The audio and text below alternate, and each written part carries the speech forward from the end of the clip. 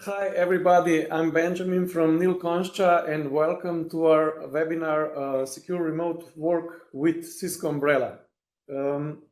So first thing first, I would just like to go through a few housekeeping rules just before we start. So please everybody connect to the audio on WebEx. And all of you will be muted during this presentation. So if you have any questions, please put them in the Q&A section below in the WebEx, and I will answer them in the end of this presentation. This webinar is also going to be recorded, so it will be sent to you afterwards, so you don't miss any stuff regarding it, right?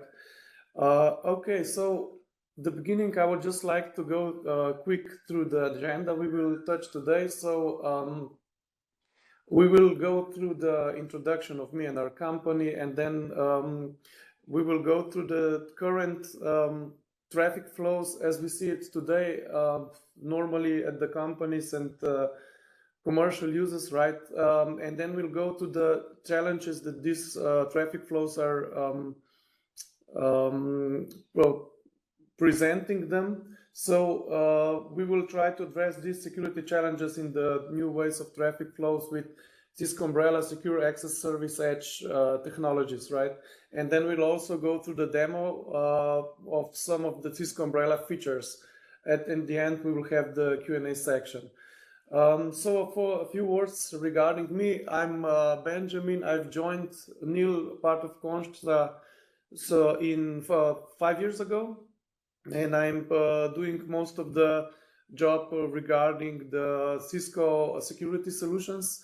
And the last few years, I'm also focused to the cloud security solutions from Cisco, such as Cisco Umbrella, that we'll talk about today.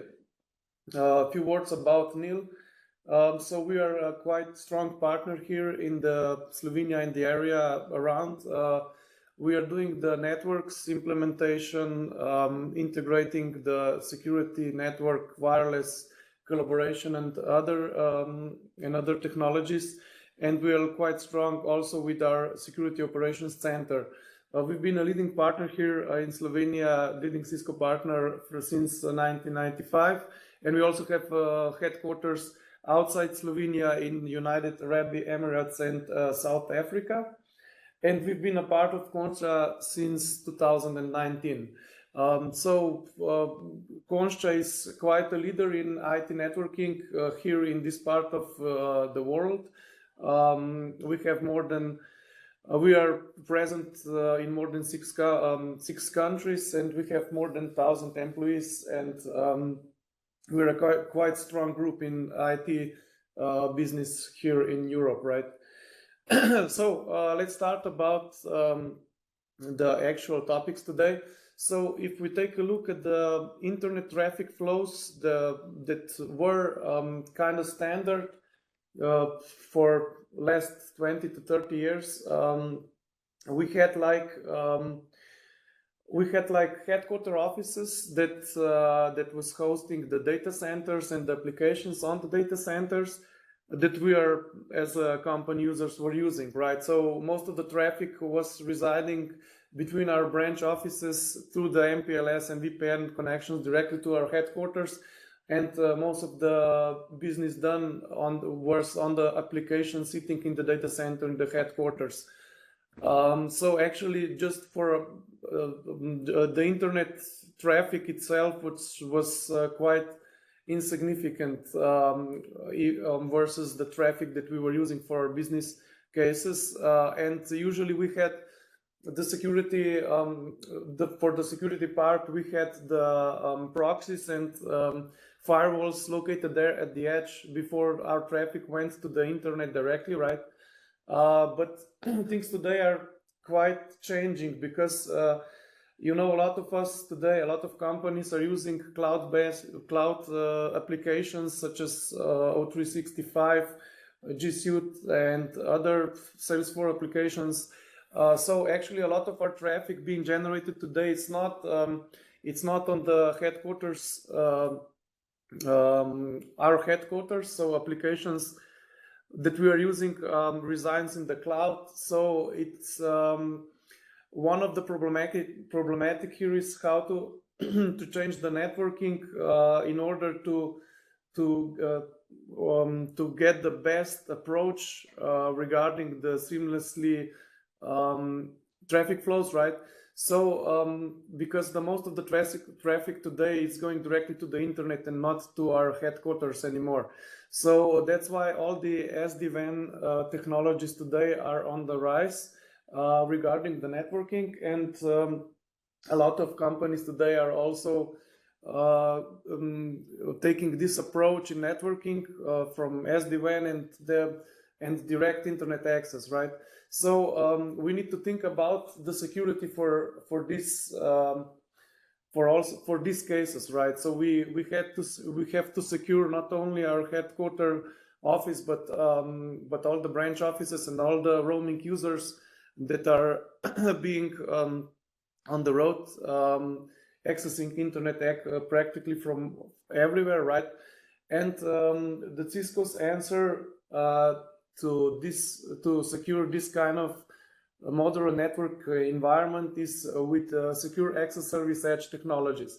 So if we take a quick look of the vision of what SASE really is, it's okay. The main point is that we have one pane of glass, one dashboard for management, and we have like a cloud security service that has all these different features for securing every type of traffic and every type of devices, and no matter where they are residing, if it's for the remote workers on the anywhere actually, or from headquarter offices or from branch offices directly. So it's kind of man in the middle between this endpoint and endpoint locations and the internet and the cloud services that these users are using, right? So we'll take a look at the Cisco Umbrella, and it's 4 big modules that are kind of stepping into this SASE infrastructure, right? So Cisco Umbrella is a cloud security service. Most of the solution resides in the cloud, except for some small, so for some VA connectors and AD connectors and stuff like that. But most of the solution with the modules is resided in the cloud, right? So we have 4 pillars. We have the DNS layer security. We have secure web gateway. It's kind of like cloud proxy. We have cloud delivered firewalls up to layer 7. We can do a lot of firewall stuff done for the north-south traffic. And we have the cloud access security broker. This is the latest model that came from the Cisco Cloud Lock solution. And it's been integrated also in Umbrella. And then we have this SecureX platform that catches different types of locks. It's like a syslog collector, but focused for security intentions. So to research some of the breach or any security issues that we have in our environment from different technologies, not just Cisco Umbrella, but also firewalls and proxies and email proxies, etc. Okay, so let's take the first module regarding the DNS security. So we all know that most of the traffic that we are generating with our computers, phones, from our headquarters, branch offices, or no matter with smart devices, all of the devices are communicating mainly through DNS, right? So they're asking for a name, and then they get a response with the email, with the IP address, and based on that, they connect to the destination servers with IP addresses, right? And the main point here is that we can set up some of the basic security policies based on this DNS communication, and based on it we can prevent newly seen domains to be used, right? We can block these connections before our devices on the network or anywhere actually are before they are connecting to these different types of malicious destinations, such as malware, phishing, command and control callbacks, and other, let's say, crypto mining addresses and stuff like that. So one of the key features also beside blocking, so this is blocking prevently that we block these communications before it even starts for our devices to connect there, right? And if we want to have some deeper inspection, we can also set up an intelligent proxy to deeper inspect this kind of communications, and it's actually the whole communication to some unknown sites but potentially dangerous can actually be encrypted, decrypted, and Umbrella then looks into the traffic, and then it can provide the right info to determine this, if it's prevented or not, right? And block it or allow it. Okay, so the main outcome of this module of based on the DNS layer is to prevent different kind of malvertising and different kind of connections for users clicking on a phishing links that they get via email or via other channels. And it can really prevent this. So if some of the devices were compromised and have some malicious software already on, the software cannot communicate to the command and control callbacks, destinations, and similar destinations, right? Or to get if you're talking about crypto lockers, they cannot communicate to get the final encryption keys and updated instructions, etc.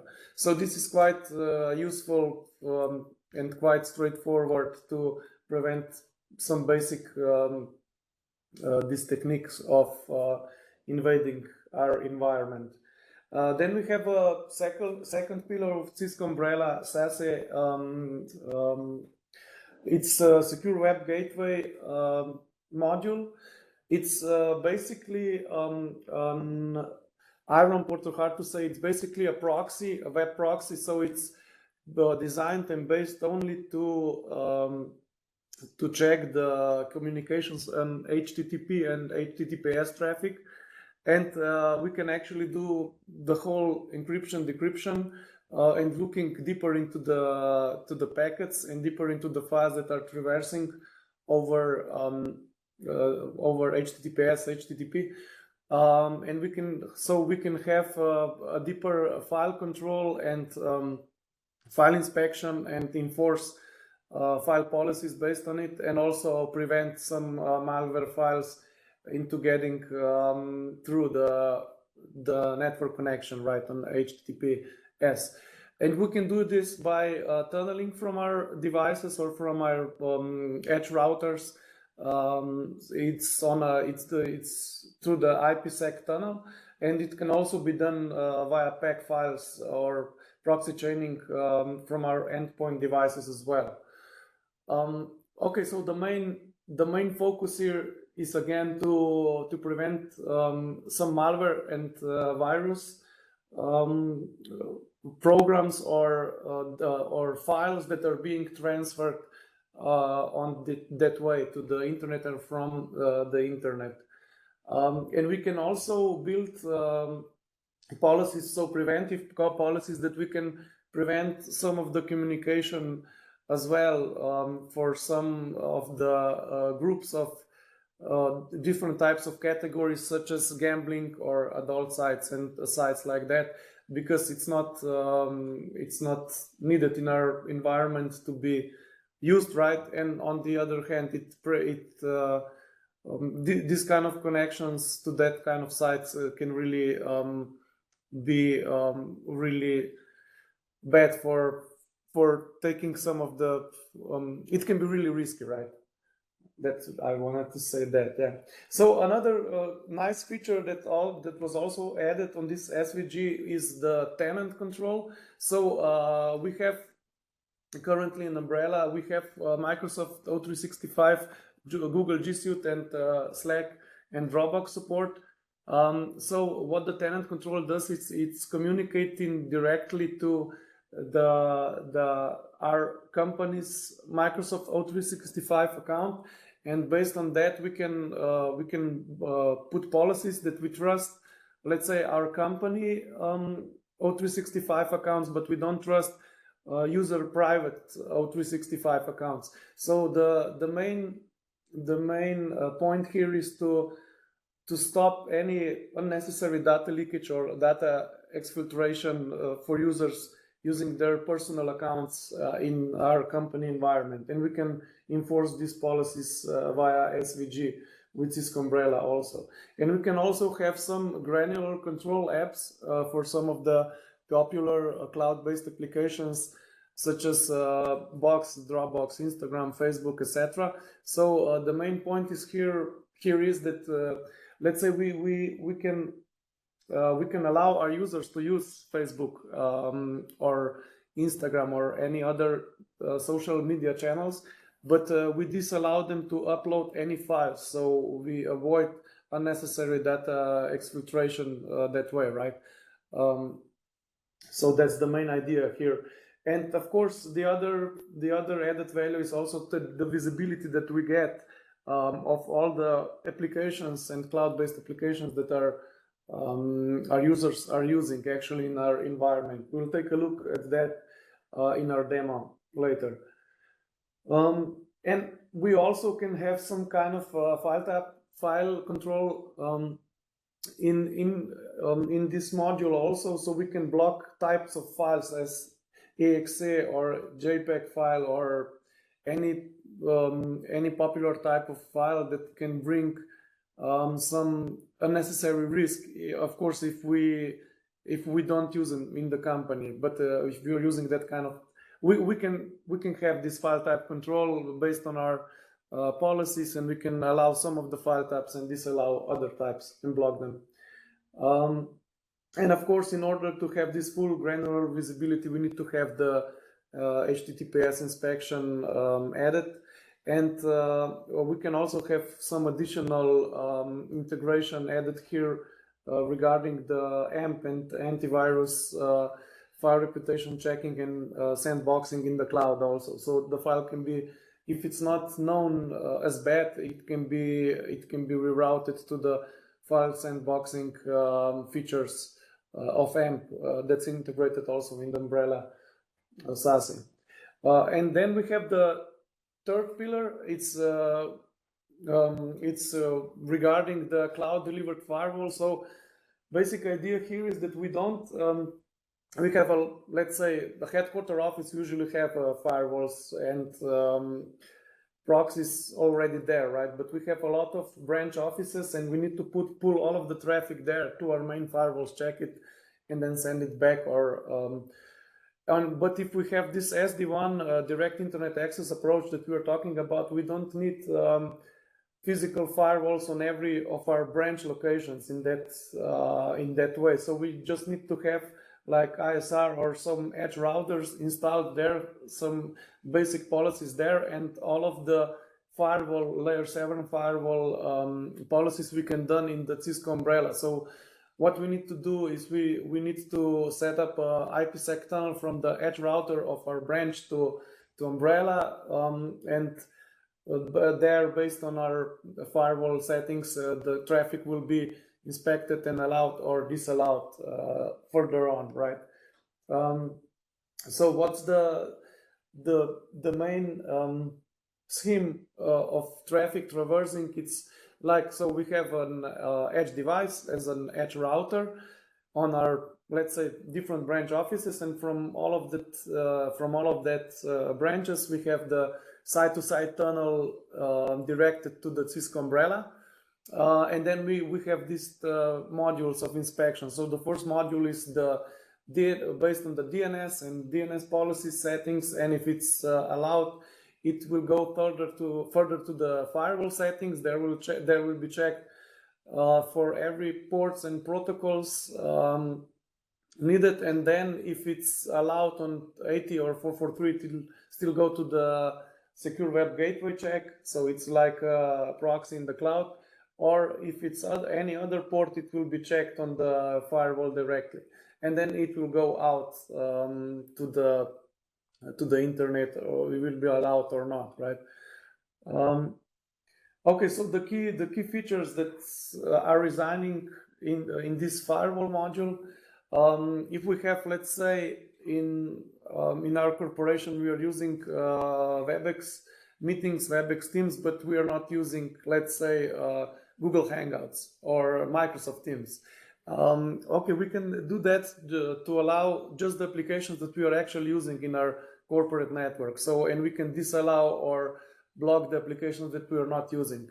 And so another example, it's quite good that we can really enforce the types of traffic. Let's say we need to enforce that we are using FTP going to the internet. In that case, right, we can enforce it just to using 21 port and not using some random ports that some of the malicious connections are using. So we can just enforce it to use the right ports that it's meant to use, right? And we can also block like Tor exit nodes and torrent sites, BitTorrent, QTorrent, and communications like that with this module feature. So, and regarding the IPsec tunnel that I was talking about, so basic ideas, we have a branch office, we put at the site-to-site tunnel with from the edge router to the Umbrella cloud, and in Europe we have more data centers. The nearest, let's say in our case in Slovenia, it's Frankfurt, and so we have the branch office here. We set up a site-to-site to the Frankfurt's data center, and there all these modules are applied on the traffic, and then the traffic will go on the internet on. And currently, it's for one location, it's currently throughput capacity is 250 megabits uplink and downlink in each direction, but it can be also brought up to 500 if needed. But usually at the customers that we have, it's quite sufficient at this current IPsec capacity rates. And in case if the primary data center or connectivity to primary data center for any reason goes down, we can have a quite quick reroute to another nearest data center as well, and it's not that complicated to set this up because it's a built-in feature. So actually, and it's we need just about 10 to 30 seconds if for some reason the traffic to primary data center fails, that it reroutes to secondary. But for now, at our customer side, this haven't been a case, at least as I know. So yeah, as I mentioned, we have quite a few data centers also here in Europe where we can reroute the traffics for this cloud-delivered firewall and all the other advanced features that Cisco Umbrella is offering today. And there are new data centers also being built for this features, because there are more and more users also here in Europe for Cisco Umbrella. Okay, and the final module for the Cloud Access Security Broker, it's regarding, so as I've mentioned, this is the model that have been adopted from the Cisco Cloud Lock features, and it's being integrated in Cisco Umbrella. So the main two pillars of this module, the app discovery and granular control that we've been also mentioning before with the on the firewall part. But and we will take a look regarding this visibility of all the applications that our users or the users with Umbrella features are using. And the other is we can also have control regarding some data that is not supposed to go out. So so the features of data leakage prevention, right? So we can actually block types of documents that have, let's say, transaction numbers in there, or some private or financial data that we don't want for our users to send it via Gmail or Facebook or whatever, right?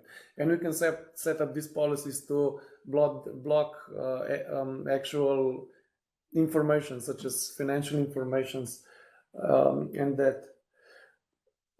So yeah, we have gone through these four main pillars. We have made a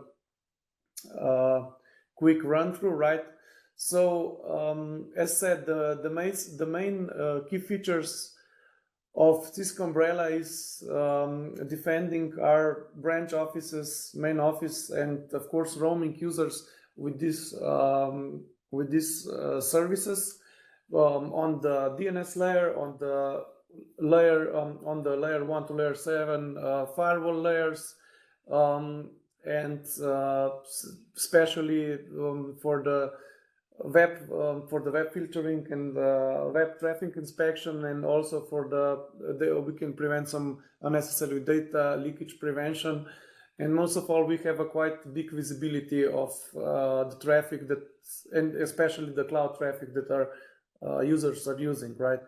And one thing I failed to mention before at the firewall part, we also can also enforce the EPS inspection on the cloud firewall traffic. So on our traffic that is going to Umbrella, and it's actually the same snort rules that are being used on Cisco Firepower devices.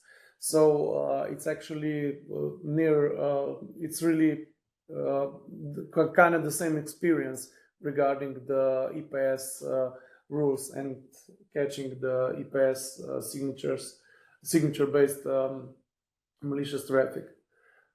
Okay, so now I will go to a demo. Just give me a sec.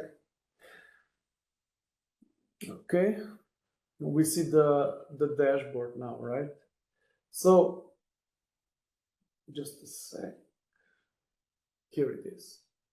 So yeah, obviously I cannot show you real traffic from our customers or from our office, but this is a demo presentation for Cisco Umbrella purposes on Cisco CloudLock. It's actually live traffic that's being set up by Cisco DCloud team. So you can get a look and feel how can you enforce and how can you make policies with Cisco Umbrella solution, right?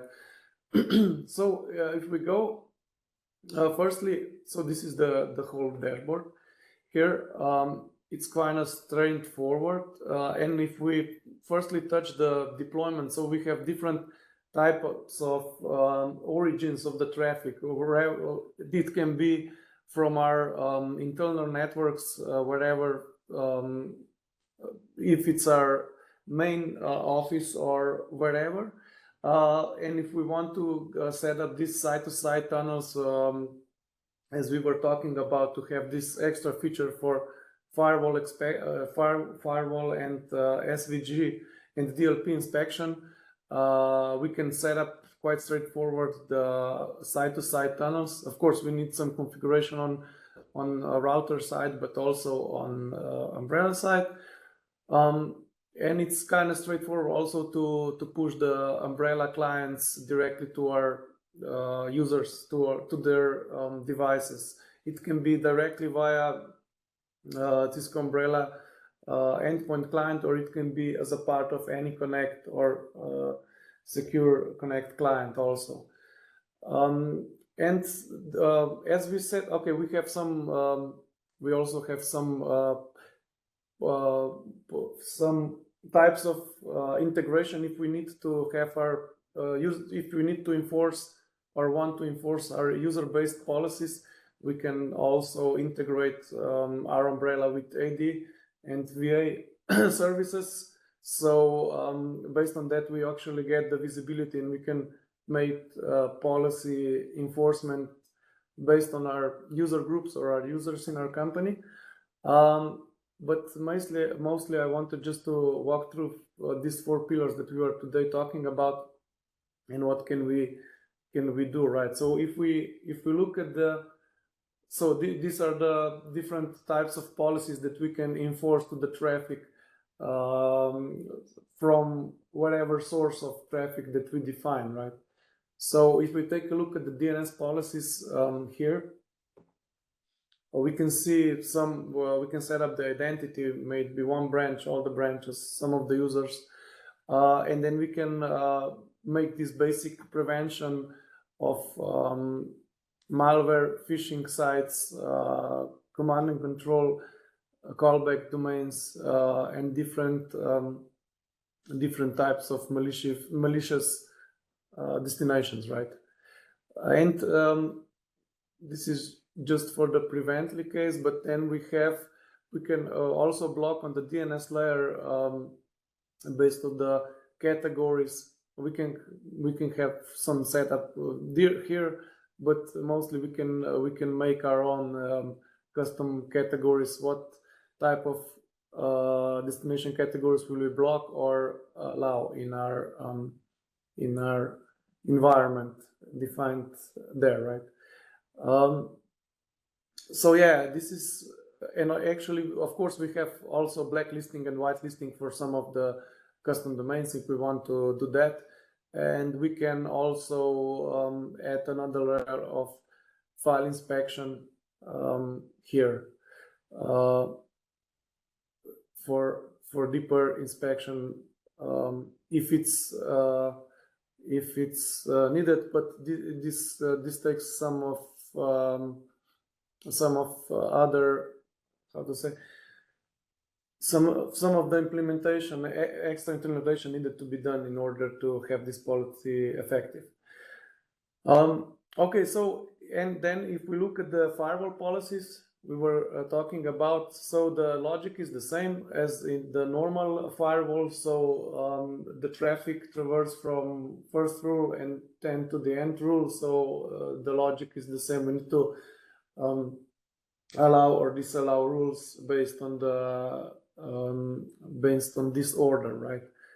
And then we have we also have some hit counts as well here. This is quite useful when we're setting up some of the policies. And of course, every rule can have defined, as we talked about. It can be any protocol, any port, and it can also be based on the applications, right? Okay, and we can have source and destination. So if you want to specify just some of the branch offices that we want to enforce this policy, we can do it here, or we can do it for all of our networks and branches and users. And we have, of course, source and destination IPs, source and destination ports, and we can actually specify the application, as we were talking before. If we wanted to say just to set up just for the, let's, FTP.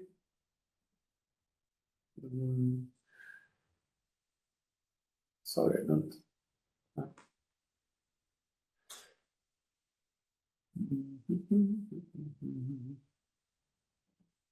Sec.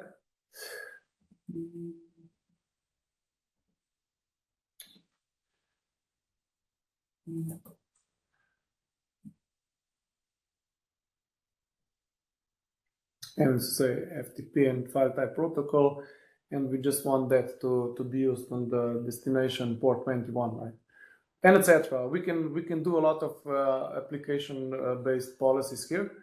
And of course, we also have this time-based rules that can be applied for some times of the day, but not the whole day.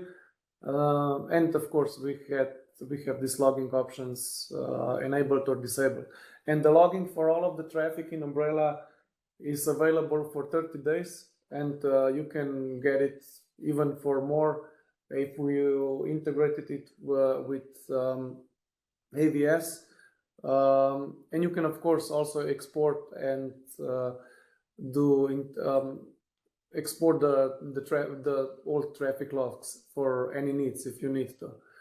And most of all, regarding the EPS policies, we can set up the EPS policies quite straightforward also. So this is for all the traffic that is traversing to that rules.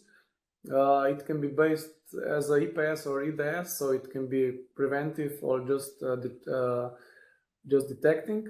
And we can have some basic policy set rules, kind of similar than in firepower.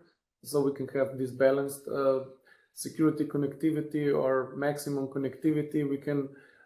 So we have more rules effective or less rules effective, and we can also customize this kind of rules and have some custom snort rules be effective on the traffic that we want to. Then if we go to the pillar of SVG, right? So it's for the web policy. It's kind of the same kind of logic behind here. We can again set up. So again, this is for HTTPS traffic. And we can set up, of course, again, identities that we want to enforce this traffic. We can set up categories that we need to, that we want to allow or we want to block. So we have a lot of different categories here to check, right? To prevent or not, if you want to do that kind of policies. And then we can, of course, set up different types of rules also for the file analysis inspection over the HTTPS, and we can also block some type of files or allow them. And then we have also some predefined DLP, data loss prevention policies that we can use.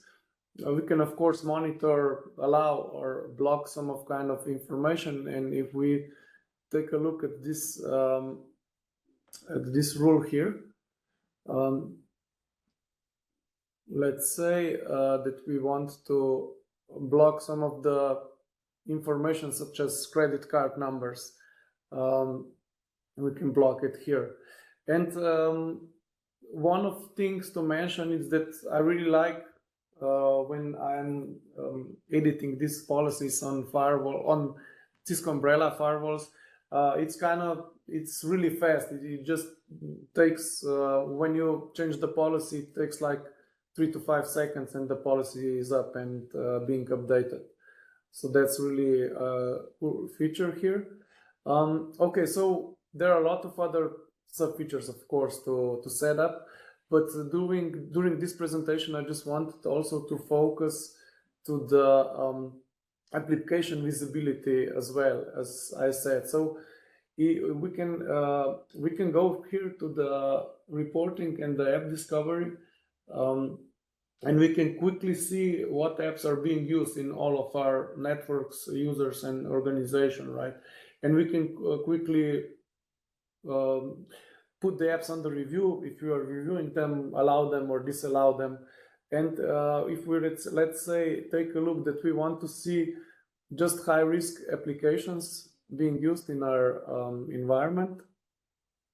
And we can actually, okay, we have a quite good representation here just for our overview, but we can actually go to to the logs itself, let's say here, and we can check directly for what these applications are.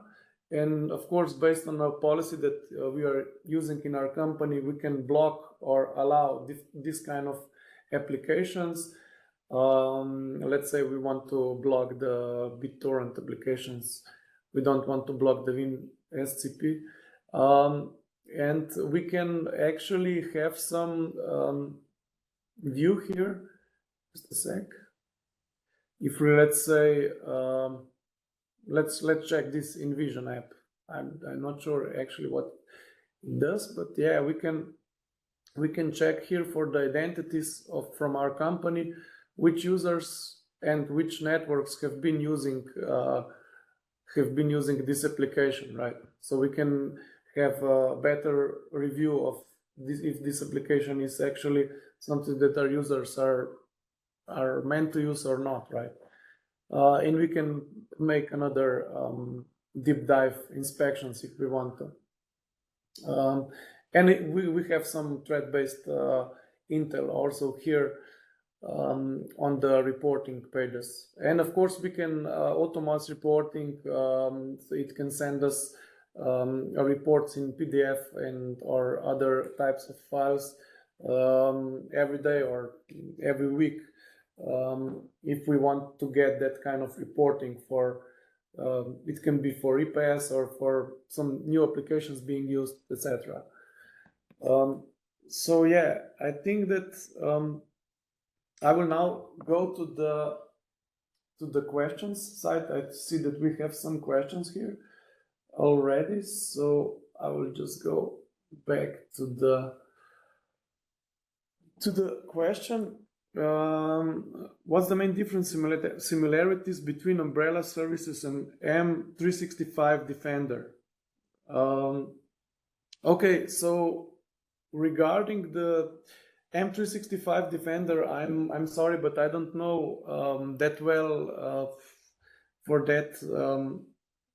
I know some features, but I'm not aware. I need to check that in order to get these similarities or differences between M365. But I guess that a lot of different solutions, of course, are heading into this direction that Umbrella is heading, right?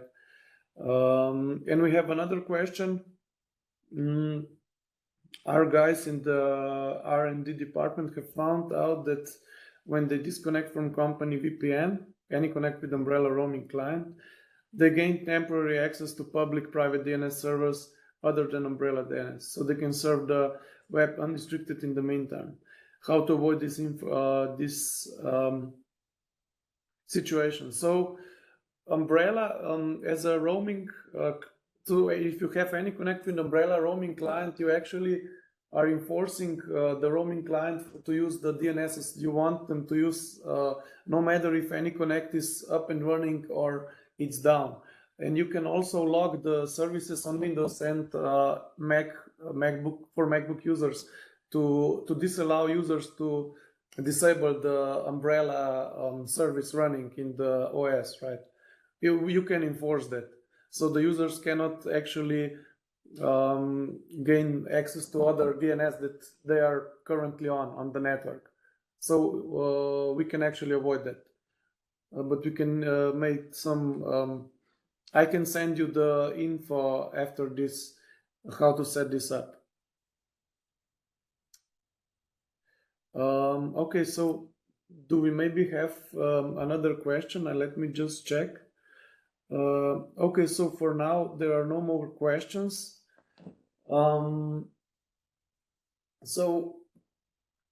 Regarding the M365 Defender and Umbrella differences, I will look that up and give you a direct answer afterwards, after this presentation. And of course, if any of you have any other questions, you can contact me directly on buckets@nil.com. It's here in the presentation, or you can contact your local Consta offices in Europe. So As there are no more questions at this time, I will try to end this